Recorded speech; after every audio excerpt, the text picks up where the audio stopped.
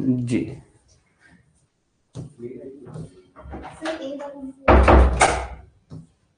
Good evening बच्चों, good evening, good evening, good evening, good evening. Audio video आ रहा है, आवाज आ रही है?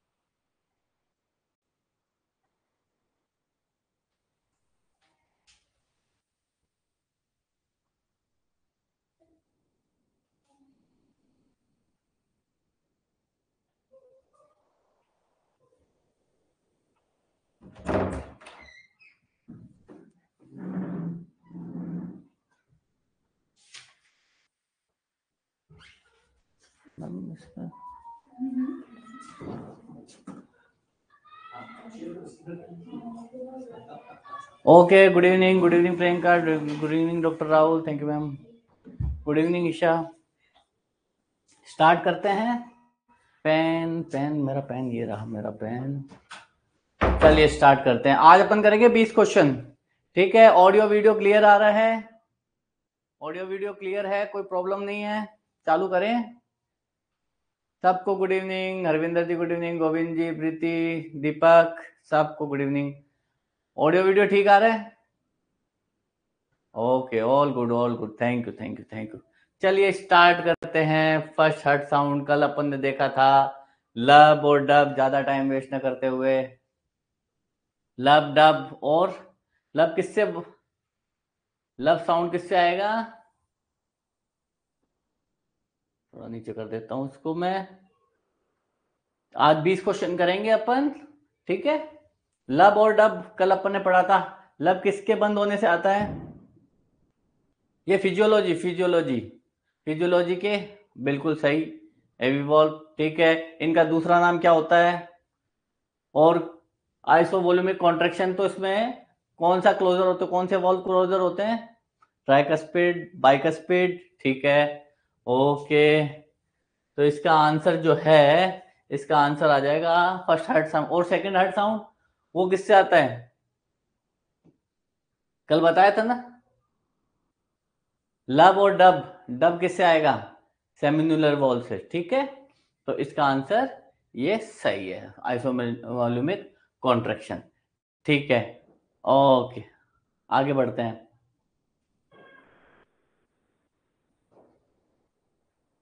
Which of the following statement is false with respect of fecal continence of anal defecation? false बता रहे हैं, false, false। ओके, तो false, ये देखो false है। तो कौन सा सही नहीं है, ये अपन को करना है। तो parasympathetic nervous system relax the internal anal sphincter, ये सही है नहीं है, बताओ। 11 क्वेश्चन, ठीक है। 11 क्वेश्चन रिपीट कर देता हूँ, अभी वापस रिपीट कर देता हूँ। 11 क्वेश्चन ये रहा। First heart sound occur during the period of, देखिए इसमें कई सारे पीरियड होते हैं, जैसे आर्टेरियल सिस्टोल, ठीक है, फिर आइसोमेट्रिक कॉन्ट्रैक्शन, फिर उसके बाद में इजेक्शन पीरियड, ठीक है, फिर उसके बाद में आता है प्रोटोडायस्टोल, ठीक है, फिर उसके बाद में आता है वेंट्रिकुलर रिलैक्सेशन, ठीक है, ये वेंट्रिकुलर, फिर उसमें आता है रैपिड फीलिंग, फिर होती है स्लो फीलिंग, फिर वापस आर्टेरियल सिस्टोल। ऐसे करके ये कार्डियक साइकिल चलती रहती है, जो कि होती है 0.8 सेकेंड की। अब इसमें सिस्टोलिक इवेंट होते हैं, ठीक है, एक होते हैं डायस्टोलिक इवेंट होते हैं, ठीक है। इन दोनों को मिला के जो है ये हो जाता है 0.8 सेकेंड, ठीक है। अब इसमें जो है आइसोवोल्यूमिक कॉन्ट्रैक्शन का मतलब हो गया सारे जो वेंट्रिकल हैं वो कॉन्ट्रैक्ट कर रहे हैं, ठीक है। अब वेंट्रिकल कॉन्ट्रैक्ट कर रहे हैं तो कौन से बंद होंगे? ठीक है, ट्राइकस्पिड और बाइकस्पिड वॉल्व, ये बंद होंगे, तभी तो ऊपर जाएगा, ठीक है। तो इसमें हार्ट आ जाएगी लब, ठीक है। लब साउंड जो है पहला, जो फर्स्ट हार्ट साउंड है, तो लब, वैसे तो 4 होते हैं, ठीक है, लब, डब और फिर हश, तो उसमें होती है रैपिड फीलिंग, स्लो फीलिंग, पूरी, ठीक है। तो S1 S2 S3 S4 अपन को मेनली इससे मतलब है। तो ये किस में होता है, ये वन आइसोमेलिक कॉन्ट्रैक्शन होगा, तभी ये लब फर्स्ट जो साउंड है उसकी आवाज आएगी, ठीक है। ओके भाई, इनके पीरियड ऑफ इजेक्शन है और ये फीलिंग ऑफ वेंट्रिकल है, इनके टाइमिंग आपको याद रहेंगे नहीं, बार बार कंफ्यूज हो जाओगे, ठीक है। बस मेनली ये याद रखो कि एक बीट के अंदर जो है क्या है, एक बीट के अंदर कितना वॉल्यूम जो है वो हार्ट एक्सर्ट कर रहा है, तो 70 ml, 70 ml, ठीक है। एक बीट के अंदर जो है 70 ml इजेक्ट आउट करता है। लब हो गया, डब हो गया, ओके, कंफ्यूजन सही, ओके। अच्छा, इको आ रहा है, इको आ रहा है, ओके ओके, इसको सही कर देता हूं। हेलो हेलो, हाँ, स्ट्रोक वॉल्यूम, बिल्कुल, ठीक है। चलिए आगे बढ़ते हैं। ये वाला क्वेश्चन जो है, इसमें ये है कि अपन ने बात करी थी इंटरनल स्पिंचर की, ठीक है, अपन ने बात करी थी एक्सटर्नल स्पिंचर की, वो भी किसमें, एनल रीजन के अंदर। तो इंटरनल से आई से इंटरनल, इंटर से इनवॉल्यूंटरी मसल, ठीक है। एक्सटर्नल से जो है एक्सटर्नल से वॉल्यूंटरी मसल, ठीक है। वॉल्यूंटरी मसल जब है वो कॉन्ट्रैक्ट होंगे जब जाके डिफिकेशन होगा, इंटरनली जो है वो कॉन्ट्रैक्ट होंगे तो दूसरा इवेंट होगा, ठीक है। तो इनवॉल्यूंटरी तो इंटरनल वाले रहते हैं अंदर। अब इसमें क्वेश्चन ये आया है कि कौन सा फॉल सर्टिफिकेशन के दौरान, ठीक है। पैरासिम्पैथेटिक और सिंपैथेटिक का खेल मैं इसमें बता देता हूं आपको। देखो, parasympathetic nervous system relax the internal anal sphincter, बिल्कुल सही बात है, ठीक है, ये कर देता है, ठीक है। अब दूसरा क्वेश्चन ये है, sympathetic nervous system stimulate the tonic contraction of the internal and anal tonic contraction, ठीक है। इसमें मैं पहले फॉल्स लिख देता हूं भाई, फॉल्स कौन सा है, ठीक है, ये भी सही है, ठीक है। Pudendal nerve maintain tonic contraction of the external anal sphincter, ठीक है। पुडेंडल नर्व जो है S2 3 4 से निकलती है, S2 3 4 से, S2 S4 S2 S3 S234 से आप याद रख लो, ठीक है, ये भी सही है। अब ये आ जाता है कि when faecal matter enter the upper anal canal, stimulation of the lumbar segment 1 to 2 activation of the pudendal nerve, ये नहीं होता है। जब भी पेरिस्टाल्टिक मूवमेंट होंगे, ठीक है, तो इंटरनल स्पिंचर जो है वो रिलैक्स करेगा, एक्सटर्नल स्पिंचर जो कॉन्ट्रैक्ट करेगा, तभी डिफिकेशन प्रोसेस होगा। तो फॉल्स अगर देखना है तो ये तीनों सही है, तो ये जो है ये फॉल्स आ जाएगा, इसका मतलब आंसर ये जो है सही है, ओके। तो आपको ये ध्यान रखना है, दो स्पिंक्टर ही आपको याद रखने हैं, और पुडेंडल नर्व से, और पुडेंडल नर्व मैं बता देता हूं, जो सेंसेशन करती है एक्सटर्नल जेनिटेलिया को, ठीक है, पेरिनियम को, ठीक है, जेनिटेलिया हो गया, पेरिनियम हो गया, इन सब में सेंसेशन करती है। अब सेंसेशन करती है तो चाइल्ड बर्थ होता है, ठीक है, कोई ट्रॉमा होता है, कोई एक्सीडेंट हो जाता है, तो पुडेंडल नर्व अगर खराब हो गई, पुडेंडल नर्व डैमेज हो गई, तो क्या होगा, फीकल इनकॉन्टिनेंस, क्योंकि क्या है, सीधी सीधी बात है ना, इंटरनल वो क्या एक्सटर्नल स्फिंक्टर को भी सप्लाई करती है, तो इसमें क्या है, डैमेज हो जाएगा, तो क्या है कि डिफिकेशन का पता ही नहीं चलेगा, ठीक है। मोस्टली ट्रोमा हो जाते हैं चाइल्ड बर्थ के दौरान। चलिए, इसमें अपन को जानने की जरूरत नहीं है, मेन अपन को बात ये रखनी है कि pudendal nerve upper anal canal stimulation lumbar segment से नहीं होता है। ये 234, ये पुडेंडल नर्व की आप सप्लाई याद रखना, ओके। आगे बढ़ते हैं। वाह, CSF इज फाइनली एब्जॉर्ब्ड इन, कहां से चलता है, कहां को जाता है, ठीक है। पहले तो आंसर देते रहो, जैसे आए, खराब आए, सही आए, कोई दिक्कत नहीं है। फाइनली ऑब्जॉर्व कहां पे होता है, जाके भाई हमको तो यहाँ पे, और स्टार्ट कहां से होता है, ठीक है। प्रीति सही आंसर दे रहे हो, बोस राम जी सही आंसर दे रहे हो, बिल्कुल सही आंसर है। तो इसका स्टार्टिंग अपन बात करते हैं, ये होता है कोरोइड प्लेक्सिस से तो स्टार्ट होता है, ठीक है, ठीक है। विलाई में होता है, प्लेक्सिस में होता है बेटा, विलाई में, हाँ। तो कोरोइड प्लेक्सिस से तो ये स्टार्ट हो जाएगा, कोरोइड प्लेक्सिस से तो ये स्टार्ट हो जाएगा, ठीक है। फिर उसके बाद में, कोरोइड प्लेक्सिस के बाद में कहां पे जाएगा, लेटरल वेंट्रिकल, ठीक है, लेटरल वेंट्रिकल। आवाज आ रही है क्या? आवाज आ रही है सही ढंग से? या बंद करके आऊं मैं गेट? गेट बंद करके आया हूं।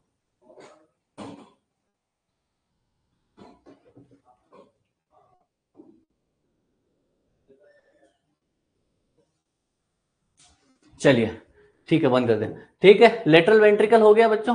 लेटरल वेंट्रिकल से फिर अपने आता है, अपन ने पढ़ा था ना, foramen of Monro. Foramen of Monro. फिर उसके बाद में जाएगी थर्ड वेंट्रिकल में, ऐसे लिख देता हूं, थर्ड वेंट्रिकल में। थर्ड वेंट्रिकल को एक फोर्थ वेंट्रिकल से जोड़ती है एक चीज, उसको बोलते हैं एक्विडक्ट सिल्वियस। ठीक है, ये यहां पे लिख देता हूं, एक्विडक्ट ऑफ सिल्वियस। ठीक है, फिर उसके बाद में थर्ड को फोर्थ वेंट्रिकल से, ये आ गया फोर्थ वेंट्रिकल। फोर्थ वेंट्रिकल फिर आ गया फोरामेन ऑफ, पहले आएगा लुश्का, फोरामेन ऑफ लुश्का। फिर आएगा फोरामेन ऑफ मैगेंडी। ठीक है, फिर उसके बाद में जो है एरेक्नोइड विलाई।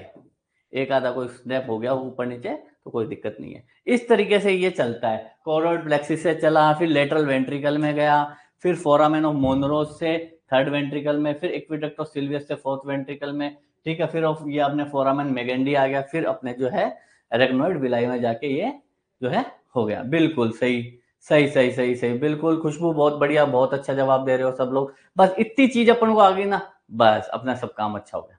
बहुत बढ़िया, इसका आंसर जो है ये आंसर है। तो इससे अपन को पूरी चीज, अब ये भी आ सकता है। अब ये सेम क्वेश्चन थोड़ी ना आएगा, ये आ जाएगा फाइनली अब्जॉर्ब क्या सीक्रेट कर सकते हैं भाई, सीक्रेट कहां से होता है? तो कोरोइड प्लेक्सिस से कर लेंगे। तो इसमें ही 4 क्वेश्चन अपने बन गए। ठीक है, आगे बढ़ते हैं, आगे बढ़ते हैं। आज 20 का टारगेट लिया है और सब में क्या अलग अलग टॉपिक अच्छे अच्छे लिए हैं। ठीक है, haematocrit 45% means that in the simple of blood analysis, haematocrit HCT जिसको अपन बोलते हैं हेमेटोक्रीट HCT, मतलब कि एक ब्लड सेल के अंदर, उस वॉल्यूम के अंदर कितना ब्लड है, मतलब उस वॉल्यूम के अंदर कितना है। हेमेटोक्रीट ऑफ 45, एक मिनट में आपको बता देता हूं। पहले तो हीम मतलब हो गया ब्लड, क्रीट, क्रीट मतलब हो गया कितना इसके अंदर सब्सटेंस है। ठीक है, अब इसमें ये है, इसका आंसर पहले तो मैं देखता रहूंगा, डी डी डी सही बता रहे हैं। 14 आगे 14 लिखते जाओ, फिर पता चला वो ऊपर नीचे हो जाता है ना कभी कभी। तो haematocrit 45% means that in sample of blood है, तो 45 हीमोग्लोबिन है इन द प्लाज्मा में, हीमोग्लोबिन तो नहीं होगा। 45 total blood volume is made up of plasma, ये भी नहीं है। 45% haemoglobin is in the RBC, ये बताओ। हीमोग्लोबिन का तो कोई खेल ही नहीं आ रहा। ठीक है, आंसर सारे अच्छे दे रहे हो, सही आंसर दे रहे हो सब लोग, डी दे रहे हो। ठीक है, 45 blood volume is in cell and reminder is the plasma. तो 45% अपन को ब्लड वॉल्यूम जो है ये देखना। अब ये किस किस में हेमेटोक्रिट ज्यादा हो जाता है, जैसे पॉलीसाइथेमिया वेरा, बर्न, इनमें तो हेमेटोक्रिट ज्यादा हो जाएगा। हेमेटोक्रिट HCT जिसको अपन बोलते हैं, ये बर्न हो गया।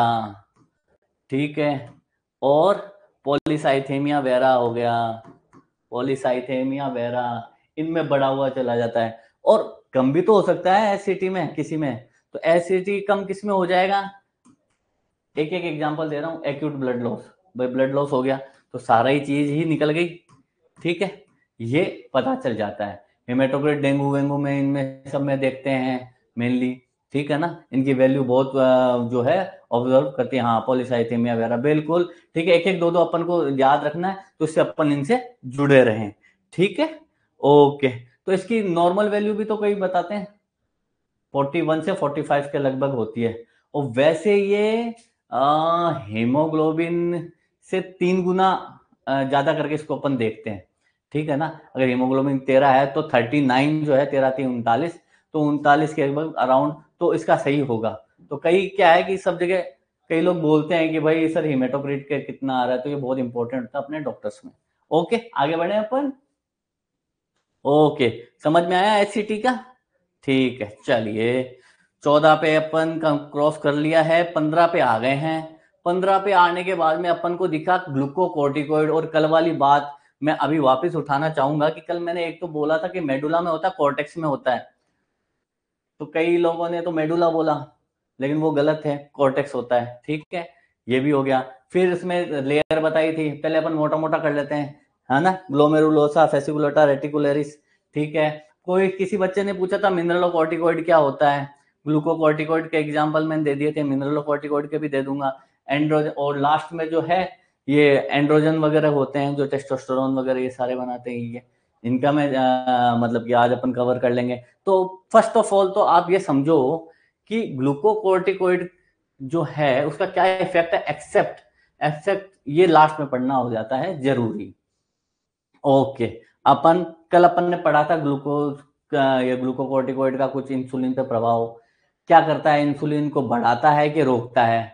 मैं आप ही को पूछा था जी, बिल्कुल सही बता रहे हो, अच्छा बता रहे हो। अरे खुशबू जी, इसका मतलब सब पढ़ रहे हो, हरविंदर जी पढ़ रहे हो, बिल्कुल बिल्कुल ठीक है। राम जी एकदम सही बताया, मिनरल एल्डोस्टेरोन, बिल्कुल बिल्कुल बिल्कुल। चलो ठीक है, बताने की भी जरूरत नहीं है, अपन डायरेक्टली अपन इस पे कर देते हो। Enhance the effect of insulin and inhibit the gluconeogenesis, है क्या? मेरे को तो नहीं लग रहा, ये तो गलत है। गलत का मतलब आंसर तो सही है पर स्टेटमेंट गलत है, तो इसका मतलब यही आंसर हुआ, यही आंसर हुआ, क्योंकि ये इंसुलिन को तो डाउन करता है, शुगर बढ़ाता है। ठीक है, ठीक है, और ग्लूकोनियोजेनेसिस भी करवाता है। चलो बहुत बढ़िया, इंसुलिन ये भी सही है, ये भी करवाता है, ये भी करता है, तो पहला आंसर में ही अपन ने जंग जीत ली बहुत अच्छे तरीके से। ठीक है, ओके, ये हाँ बिल्कुल बिल्कुल बिल्कुल, तो ये जो है इनहिबिट ग्लूकोनियोजेनेसिस नहीं करता। ओके, कोई कंफ्यूजन? हाँ हाँ पूनम, एक्सेप्ट एक्सेप्ट है। एनहेंस द इफेक्ट ऑफ, तो इंसुलिन को ये दुश्मन है इंसुलिन का, ये इंसुलिन का तो दुश्मन है।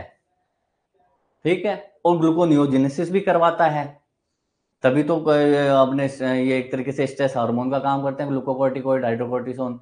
ठीक है, 15 का है आंसर सही है और स्टेटमेंट रॉन्ग है, समझो आप, है ना। आगे बढ़ते हैं, और कोई बात हो तुरंत पूछ लेना, आप परेशान मत होना। ठीक है, एक्सेप्ट का मतलब भाई बाकी सारे सही हैं तो गलत कौन सा है, इसको बोलते हैं accept। ठीक, ओके आगे बढ़े, एकदम बढ़िया जर्नी जा रही है अपनी, देखो सारे कॉन्सेप्ट अपन क्लियर करते हुए जा रहे हैं। ठीक है, ये आ गया एक अलग ही चीज, dietary triglyceride that has been absorb in transport in the body in the following form. ठीक है, कुछ कुछ जो है ट्राइग्लिसराइड जो होते हैं वो इंटेस्टाइन से फैट मेटाबॉलिज्म करके पूरी बॉडी को देते हैं। ठीक है, तो ट्राइग्लिसराइड का मतलब हो गया, ट्राई मतलब 3, फैटी एसिड के साथ में जो है ग्लिसरॉल मिल जाता है, तो ट्राइग्लिसराइड। ठीक है, और इनमें से जो है फॉलोइंग फॉर्म में ये जो काइलो माइक्रोन होता है ना, काइलो माइक्रोन को अगर अपन तोड़ के देखें ना, तो काइलो मतलब होता था मिल्क। ठीक है, और माइक्रोन मतलब स्मॉल पार्टिकल टाइप के। ठीक है, तो ये बहुत ज्यादा रेस्पॉन्सिबल होते हैं फैट मेटाबॉलिज्म को, ये है अब्जॉर्ब ट्रांसपोर्ट करने के लिए। ठीक है, ये तो stearic acid, oleic acid, palmitic acid, ये क्या है? ये सैचुरेटेड फैटी एसिड है, कोई 18 कार्बन का है, कोई 16 कार्बन का है, ये आप देख लेना, है ना। मेन काम के जो है अपने ये हो गया, जैसे 18 कार्बन का है, ये 16 का है कार्बन का। ठीक है, सैचुरेटेड फैटी एसिड का, ये जो है ये शायद अनसैचुरेटेड फैटी एसिड का। तो मेनली अपन को काइलोमाइक्रोन्स का ही ध्यान रखना है, यही जो है ट्रांसपोर्ट करते हैं। ओके, ओके, ये क्या आ गया, अच्छा ऊपर लिखा हुआ। ठीक है, आगे बढ़े 17। चलिए इसमें से इसका आंसर बताइए, थोड़ा फेमिलियर जैसा लग रहा है, झूठा कौन सा है, मतलब कि ये फॉल्स। भाई विटामिन B1 थायमिन लगाते हैं, थायमिन के इंजेक्शन वगैरह जो आते हैं विटामिन B1 के, अपन जो है ये अल्कोहलिक वगैरह में लगाते हैं, ये तो ठीक है, ये तो ठीक है। ठीक है, विटामिन B12 नियासिन है नहीं है? विटामिन B12 राइबोफ्लेविन होता है, राइबोफ्लेविन होता है इसका, राइबोफ्लेविन। तो राइबोफ्लेविन विटामिन B12 है और विटामिन B3 नियासिन है, तो ये क्वेश्चन जो है ये आंसर हो जाएगा, ये जोड़ा सही नहीं है, ये विटामिन B3 के साथ में जाएगा। और ये विटामिन B6 पायरिडॉक्सिन है, ठीक है, विटामिन B12 साइनोकोबालामिन है, ठीक है, B3 बिल्कुल। तो इसका आंसर क्या लगाना है?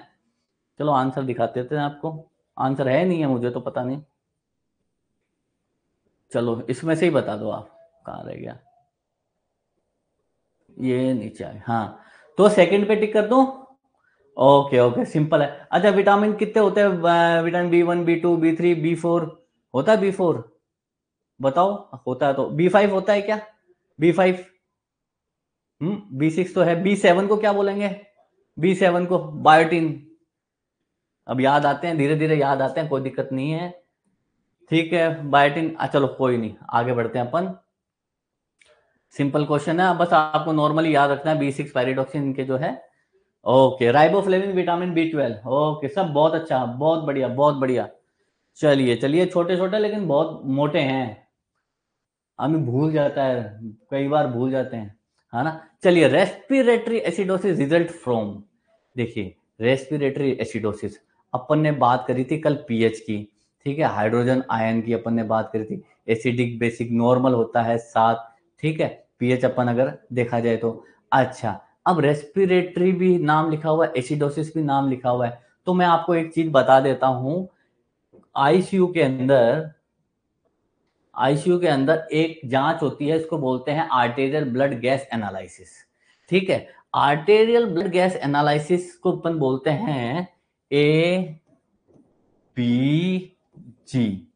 ठीक है, आर्टेरियल, इसके थोड़ा 2 मिनट और लूंगा लेकिन आपको जिंदगी भर याद हो जाएगा।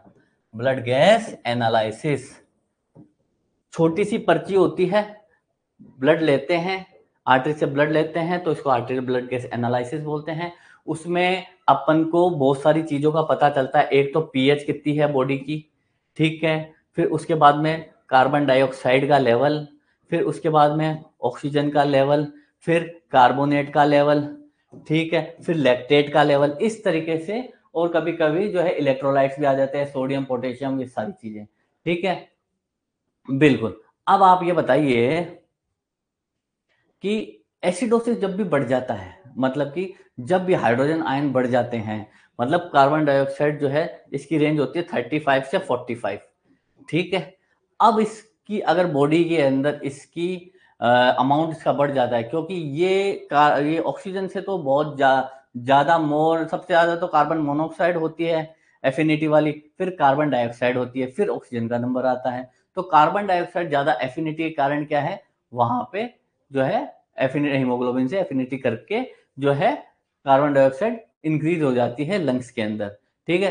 कई बीमारियां जैसे होती है COPD, acute bronchitis, chronic bronchitis, ठीक है, सीओपीडीज में एम्फाइसीमा में, ये सीओपीडी हो गई, इनमें क्रोनिक ब्रोंकाइटिस, एम्फाइसीमा, इन सब बीमारियों में क्या है, कार्बन डाइऑक्साइड क्या है, बाहर नहीं निकल पाती, ठीक है। ऑक्सीजन तो आ रही है पर कार्बन डाइऑक्साइड का चेंज नहीं हो पा रहा, तो इसलिए वो एक्यूमुलेट हो जाती है। तो कार्बन डाइऑक्साइड जब शरीर में बढ़ जाती है तो उसको बोलते हैं हाइपर कैपनिया, ठीक है, हाइपर कैपनिया, मतलब एसिड, हाइड्रोजन आयन इतने बढ़ गए कि एसिडोसिस हो गया, तो इसको बोलते हैं अपन रेस्पिरेटरी एसिडोसिस। नीचे कर देता हूं थोड़ा सा, शायद दिखने में दिक्कत हो रही होगी आपको, समझ में आ रहा है? दोनों से लेते हैं दिनेश जी, रेडियल आर्टरी से नहीं निकलता तो हम तो देखो फिमोरल से लेते थे, सबसे बढ़िया एक्सेस हो जाती थी। हाँ बिल्कुल बिल्कुल, ठीक है। तो आप इसमें क्या हो सकता है, रिटेंशन ऑफ कार्बन डाइऑक्साइड, ये इसका आंसर रहेगा, respiratory acid, retention of carbon dioxide, समझ में आया? ठीक है। अब एक्सेसिव एलिमिनेशन निकल गया तो कुछ भी नहीं होगा, रिटेंशन ऑफ बाइकार्बोनेट भी नहीं होगा, तो इसका आंसर जो है ये फर्स्ट होगा, ठीक है। अब इसको, चलिए, ठीक है, ये इसका आंसर होगा रेस्पिरेटरी एसिडोसिस का।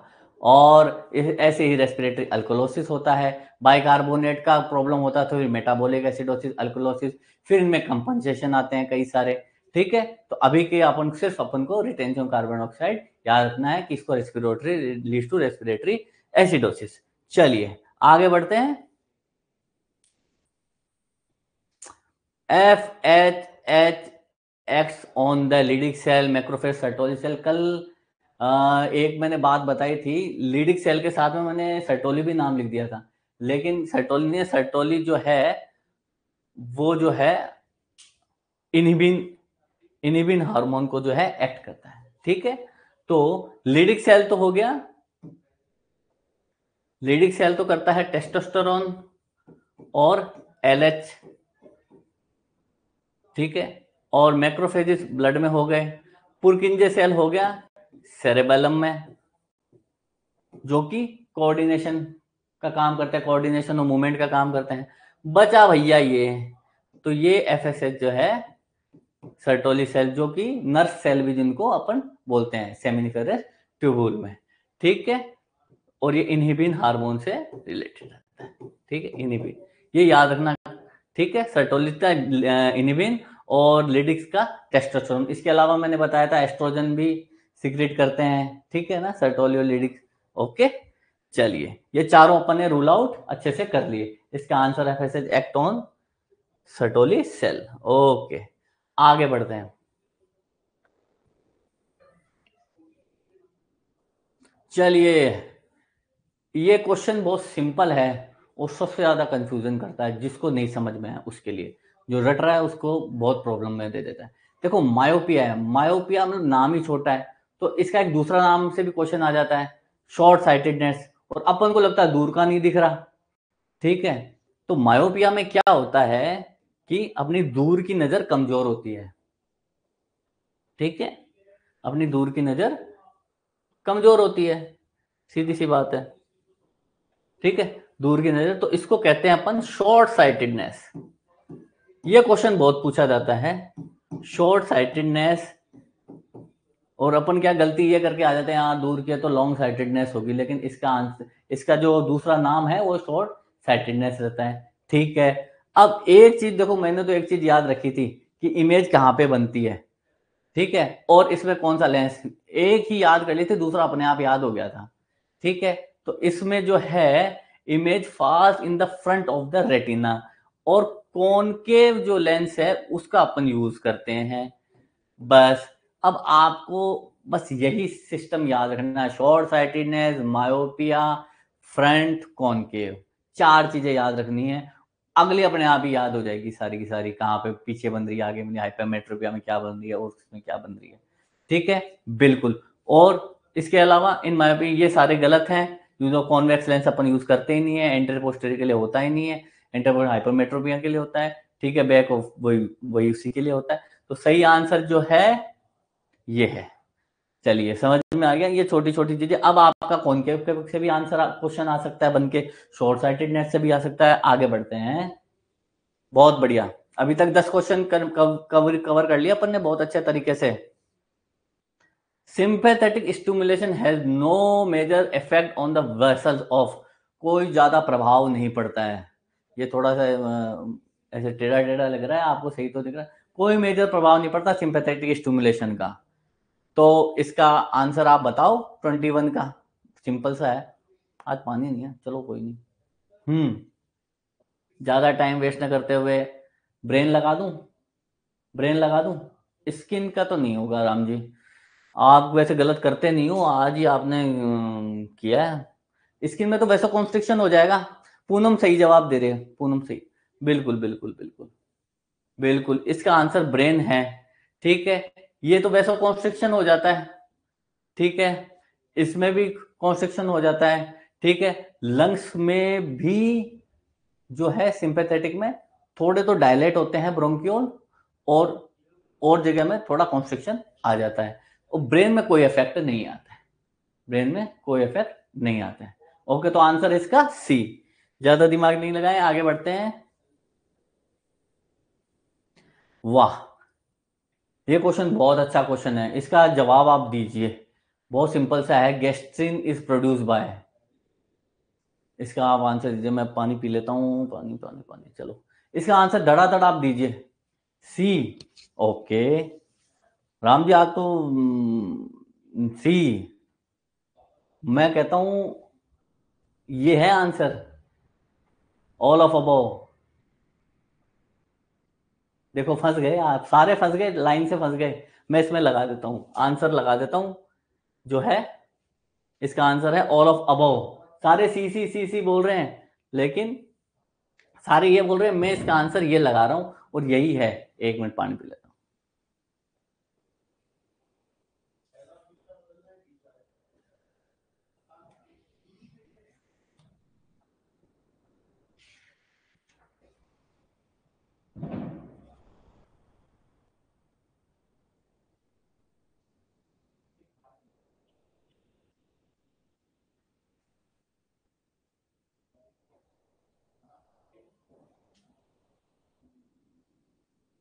हाँ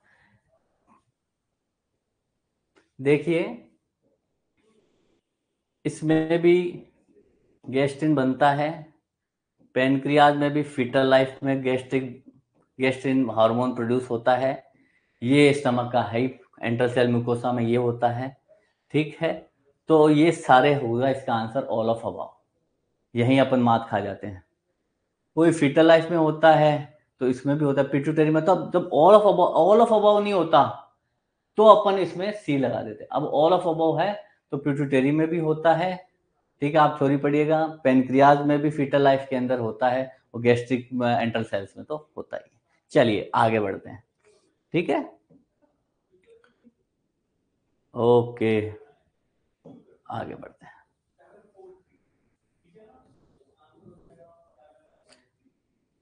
CSF does not pass through epidural, ventricle, subarachnoid, venous, sinuses. बताइए CSF किसको पास नहीं कर पाता?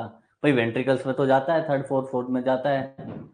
ठीक है, हाँ लिखना चाहिए था, बिल्कुल सही है। अब बहुत सारी चीजें हैं जो ऑल ऑफ अबव होना, तो यही तो क्वेश्चन अपन जो MCQs करते हैं तो यही तो सीखते हैं। आता है तो थ्योरी में सब कुछ है, लेकिन ये जो घुमा के आपको परेशान करके पूछते हैं, यही तो बात है। ऊपर वाले क्वेश्चन में यही हुआ अपने साथ। कोई दिक्कत नहीं है, इसी के लिए मैं हूँ, कोई परेशानी नहीं है। ठीक है, सब एरेक्नोइड्स में भी जाता है, वेनस साइनसिस में भी जाता है, घूम के फिर लास्ट में जब एपिड्यूरल स्पेस।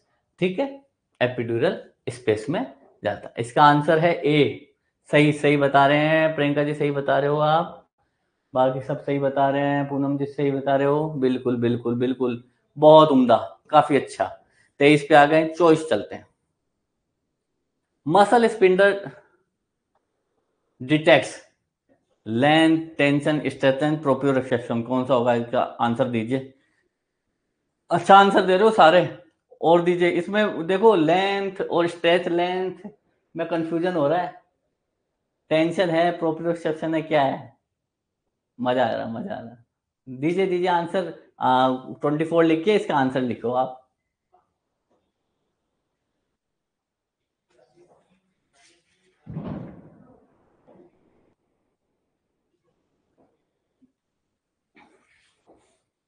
चलिए चलिए चलिए, नहीं बेटे लेंथ ही होता है इसका, है ना, मसल स्पेन डिटेक्ट लेंथ। ठीक है, इसी से ही अपन जो है हाथ ऊपर कर रहे हैं, पास में ला रहे हैं। तो नहीं, प्रॉपर रिसेप्शन नहीं है आपके, थोड़ा थोड़ा गलत गलत गलत आ रहे हैं, लेकिन आप मेरा विश्वास करो। ठीक है, लेंथ होगा, स्ट्रेच लेंथ नहीं होगा इसका आंसर। ठीक है,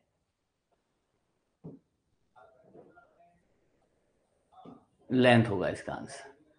ओके, ठीक है, जवाब दे रहे हो सही, प्रॉपर रिसेप्शन नहीं होगा। ओके, ये सब चीजें क्या है, आपको कंफ्यूज करने के लिए बनाई है। चलिए, total lung capacity depends on, तो टोटल लंग कैपेसिटी क्या है, वॉल्यूम क्या है? तो दो होते हैं ना, एक तो होता है लंग वॉल्यूम, एक होता है कैपेसिटी। मैं लिख देता हूं, total lung depend upon lung volume होता है एक तो, वॉल्यूम, एक होता है कैपेसिटी, लंग कैपेसिटी। ये दो चीज अलग अलग हैं। ठीक है, राधिका जी एकदम सही आंसर दे रहे हैं, मोहम्मद जी सही आंसर नहीं दे रहे, बिल्कुल ए नहीं, बीके जी सही नहीं है, चंचल जी सही है, सही है बिल्कुल। देखो, लंग कैपेसिटी अपनी जो है पूरी 6 लीटर के लगभग है। टोटल लंग कैपेसिटी जो अपनी 6 लीटर के लगभग है, मतलब 6000 ml अपन बोलेंगे। ठीक है, ये एवरेज अपन बता रहे हैं। अब ये वेरी कर सकता है लंग कॉम्प्लियंस पे, कितना स्ट्रेच हो रहा है, किस तरीके से हो रहा है, तो फर्क पड़ता है। चलो पहले मैं जो है टोटल लंग कैपेसिटी लिख देता हूँ, अप्रोक्स 6000 ml की होती है। तो रेसिडुअल वॉल्यूम तो खुद ही जो है पूरा अपने रेस्पिरेशन करने के बाद में जो रहता है, जिसको यूज नहीं होता डेड स्पेस में, तो वो तो हो जाता है 1200 ml। ये बाद में साइड एयरवे और क्लोजिंग वॉल्यूम नहीं होगा, तो लंग कॉम्प्लियंस इसका आंसर सही है। अच्छा चलो इसमें थोड़ा सा और डिस्कस कर लेते हैं। रेसिडुअल वॉल्यूम नहीं होगा, आंसर तो इसका लंग कॉम्प्लियंस ही है। हाँ 1200 ml, ठीक है, 6000 ml टोटल लंग कैपेसिटी है। अब एक क्वेश्चन कभी कभी आ जाता है टाइडल वॉल्यूम। तो टाइडल वॉल्यूम क्या चीज है, देखो आए हैं तो इसमें पूरा ही कवर करते हुए चले जाएंगे, क्योंकि ये आगे फिजियोलॉजी में भी आ जाते हैं क्वेश्चन। टाइडल वॉल्यूम क्या चीज है, टाइडल वॉल्यूम मतलब अपन नॉर्मल सांस ले रहे हैं, अभी मैं जैसे सांस ले रहा हूँ, अच्छे से सांस ले रहा हूँ, तो ये 500 ml जा रही है, 500 ml आ रही है, बिल्कुल खुशबू जी सही जवाब दे रहे हो, 500 ml, ठीक है। वैसे ही इंस्पिरेटरी वॉल्यूम होता है, एक्सपिरेटरी रिजर्व वॉल्यूम होता है, ठीक है। ये कितना होता है, लगभग लगभग जो अपन ने पूरा लिया, सांस ली, ठीक है। फिर एक्सपिरेटरी मतलब रिजर्व वॉल्यूम कितना छोड़ा, ठीक है। टाइडल वॉल्यूम कितना है, तो ऐसे करके जैसे इनका 3300 ml हो गया, इनका 1000 हो गया, इस तरीके से आप अगर टोटल लगाते हैं तो इसका 6000 ml के लगभग अप्रोक्स आता है। इतना डीप जाने की भी जरूरत नहीं है, टाइडल वॉल्यूम पे क्वेश्चन आता है, इसलिए टाइडल वॉल्यूम मैंने आपको बता दिया, ठीक है। आगे इस पे रिलेटेड क्वेश्चन भी हैं जो अपन कल डिस्कस करेंगे, तो उसमें आंकड़े याद इतना नॉर्मली, बस आप तो ये कॉन्सेप्ट याद रखिए कि 6000 ml होता है। चलिए आगे आ जाते हैं, pressure on the carotid artery. अब इंटरनल है ये एक्सटर्नल है, इंटरनल है, कौन सी कैरोटिड आर्टरी है, चलो वो तो छोड़ो, आर्टरी आप तो नॉर्मल जवाब ही दे दीजिए। बिल्कुल, dyspnoea, pressure on art carotid artery, pressure देंगे कैरोटिड आर्टरी पे तो क्या होगा, बिल्कुल सही पूनम जी, बिल्कुल सही, रिफ्लेक्स ब्रेडिकार्डिया आंसर। सही ओके ओके, ठीक है, आंसर सहित भिजवा देंगे, आंसर सहित भिजवा देंगे, कोई दिक्कत नहीं है। भिजवाए नहीं ना, आंसर सहित है ना, चलो कोई नहीं, आंसर सहित भिजवा देंगे, मैं आज बोल दूंगा तो इनके जो है आंसर आ जाएंगे। 4 क्वेश्चन और करेंगे, ज्यादा टाइम नहीं लेंगे आपका, ठीक है। रिफ्लेक्स ब्रेडिकार्डिया, ये रिफ्लेक्स ब्रेडिकार्डिया का मतलब क्या होता है, धड़कनें जिनकी तेज हो तो अपन क्या है, कैरोटिड मसाज करते हैं, ठीक है। जहां पे कॉमन कैरोटिड आर्टरी के जस्ट ऊपर होते हैं तो वहां पे अपन को जो है कैरोटिड मसाज करते हैं, जिससे कारण क्या होता है, उनमें नर्व एंडिंग्स ऐसी होती है, नर्व एंडिंग होते तो नर्व एंडिंग जाके सीधा जो है एवी जो कंडक्शन है ना, ऐसे ऐसे नोड टू एवी नोड, तो एवी पे जाके जो है वो अटैक करती है, मतलब उसको रिलैक्स करती है, तो वहां से एट्रियोवेंट्रिकुलर नोड जो है, एट्रियोवेंट्रिकुलर नोड जो है वो अपने कंट्रोल में आती है, तो जिसके कारण जो है फिब्रिलेशन, आर्टर फिब्रिलेशन है, सुप्रावेंट्रिकुलर टैकीकार्डिया जिस तरीके से है, तो वो कंट्रोल में आ जाती है, तो वापस जो हाई टैकीकार्डिया हो रखा था वो वापस जो है नॉर्मल आ जाता है, और रिफ्लेक्स वेटिकल कभी कभी ज्यादा हो जाता तो बहुत ज्यादा भी डाउन हो जाते हैं, ठीक है। तो ये एक तरीके से करता है, पर कभी कभी तो सही रहता है, तो इसका आंसर मेनली आपको ब्रेडिकार्डिया ही, रिफ्लेक्स ब्रेडिकार्डिया ही लिखना है, टेकिकार्डिया हो नहीं सकता, डिस्निया हो नहीं सकता, ठीक है। आगे बढ़ते हैं, कैरोटिड मसाज अपन बोलते हैं, ये लीजिए आपका सबसे सरल क्वेश्चन है, वैसे तो बायोकेमिस्ट्री का पार्ट है, पर फिर भी अपन कवर कर लेते हैं। गुड कोलेस्ट्रॉल, बैड कोलेस्ट्रॉल, तो गुड कोलेस्ट्रॉल कौन सा होता है, अच्छा मेगा जी क्वेश्चन नहीं दिख रहा क्या, नीचे कर देता हूँ इसको, इसको नीचे कर देता हूँ मैं, pressure on the carotid artery, हाँ देख लीजिए, ओके ओके ओके, चलिए ठीक है, इसका आंसर भिड़ते दबा के आंसर आ रहा है HDL, high density lipoprotein, okay okay. Good cholesterol, bad cholesterol कौन सा है वो भी लगाते चले जाएं, बैड कोलेस्ट्रॉल, बैड कोलेस्ट्रॉल भी बताओ, ठीक है VLDL, बिल्कुल ठीक है, बैड बैड कोलेस्ट्रॉल, तो ये बढ़ा हुआ ज्यादा ठीक रहता है HDL, ओके। हार्ट की हेल्थ के लिए HDL बहुत अच्छा रहता है। ठीक है, तो आंसर इसका जो है HDL है। ओके, 27 क्वेश्चन कर चुके हैं अपन। ये लीजिए, DNA RNA, आंसर बता दीजिए इसका। अडेनाइन, गुनाइन, साइटोसिन, थाइमिन तो डीएनए में, ठीक है, और ये हो जाएगा यूरासिल आरएनए में। बस ये आरएनए का है। ज्यादा तेज चल रहा हूं तो बता देना, क्योंकि इसमें समझाने लायक कुछ है नहीं, है ना। ओके, ठीक है, ये हो गया। Which one of the following note in DNA, uracil जो है ये आरएनए में रहता है। ओके, चलिए आगे बढ़े। 28, creatinine is formed from, creatinine, urea creatinine नाम सुना होगा आपने। क्रेटिनिन, मैं थोड़ा नीचे कर देता हूं। इसका क्वेश्चन न जाने कितनी बार आ चुका है, किससे होता है, किससे होता है। इसका आंसर आप पहले तो बता दीजिए। इसका आंसर लिख के, 29 का आंसर लिख के पहले तो बता दीजिए क्या होता है। नहीं नहीं नहीं उमेश जी, नहीं। पूनम सही बता रही हो, आर्जिनिन है इसका आंसर। आर्जिनिन, आर्जिनिन, सारे आर्ज, ये बहुत क्वेश्चन आता है, बहुत ज्यादा क्वेश्चन आता है। क्रेटिनिन बहुत ज्यादा क्वेश्चन आता है, ठीक है। और ये बढ़ा हुआ होता है किस, कौन सी बीमारी में बढ़ा हुआ होता है urea crate? CKD, chronic kidney disease में ये बढ़ा हुआ होता है, ठीक है। इसकी नॉर्मल वैल्यू जो होती है 0.5 से नॉर्मल 1.7 तक इसकी नॉर्मल वैल्यू रहती है। यूरिया की जो है 20 to 45 तक रहती है, ठीक है। किससे? मसल के मेटाबॉलिज्म से ये क्रेटिनिन बढ़ता है। तो इसमें arginine upon form from, okay, ठीक है, बिल्कुल। CKD, DKD भी बोलते हैं, डायबिटीज किडनी डिजीज आजकल, ठीक है। उसकी में कई स्टेजेस होती है, 1 2 3 4 5। चलिए आगे बढ़ते हैं अपन, आपको सिर्फ आर्जिनिन याद रखना है, ठीक है।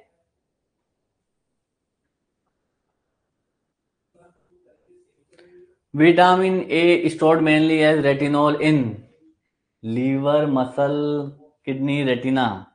बहुत कंफ्यूजिंग है, बहुत कंफ्यूजिंग है। बिल्कुल, thank you Mohammad ji, thank you. बिल्कुल, मैं क्या बहुत सारे इधर चलते रहते हैं ना, तो मैं इधर देखता हूँ, कभी इधर देखता हूँ। दिनेश जी गलत है, लीवर तो नहीं होगा। खालिद ने सही जवाब दिया, नेहा ने भी सही जवाब दिया। मेगा जी लीवर, तभी तो मैं कह रहा हूँ रेटिनॉल। एकदम दिमाग खराब हो जाता है कि यहाँ vitamin A stored mainly retinol asters किस में होते हैं, लीवर में होते हैं, किस में होते हैं, मसल में होते हैं। ये 2 मिनट और इसमें सोच के आप जवाब दो, फिर अपन एंड करेंगे। 20 क्वेश्चन आज हो गए हैं।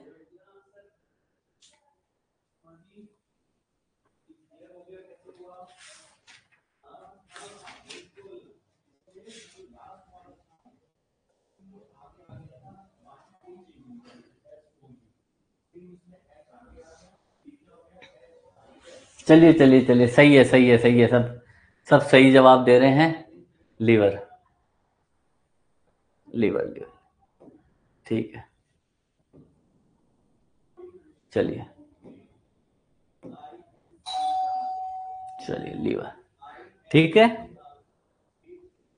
ओके, कल 31 से लेके और 42 तक अपन को कुछ भारी भारी टॉपिक हैं, वो अपन कवर करेंगे, ठीक है। इसमें अपन ने इस तरीके से डिजाइन किए हैं, सारे क्वेश्चन ऐसे आ रहे हैं, हर अलग अलग टॉपिक से आ रहे हैं, उनको अपन डिस्कस कर रहे हैं, ठीक है। तो कल जो 12 क्वेश्चन है, तो देखिए जाए तो 12 टॉपिक ही अपन कवर इनको कर लेंगे। तो अपनी फिजियोलॉजी कल जो है इम्प्रूव भी हो जाएगी, और कल अपन फिजियोलॉजी को अपन कंप्लीट कर देंगे, ठीक है। तो एनाटॉमी हो जाएगी, FMT हो जाएगी, अपनी फिजियोलॉजी हो जाएगी। फिर उसके बाद में मैं शेड्यूल आपको बता दूंगा, और PDF आंसर सहित जो है मैं बता दूंगा। और कोई क्वेश्चन कुछ भी हो तो कल आप जो है बता। Thank you Poonam ji, thank you, thank you Dinesh ji, thank you, ठीक है। ओके, गुड नाइट सभी को, और अच्छे तरीके से पढ़ाई करते रहें, ठीक है। धन्यवाद, बिल्कुल बिल्कुल, थैंक यू।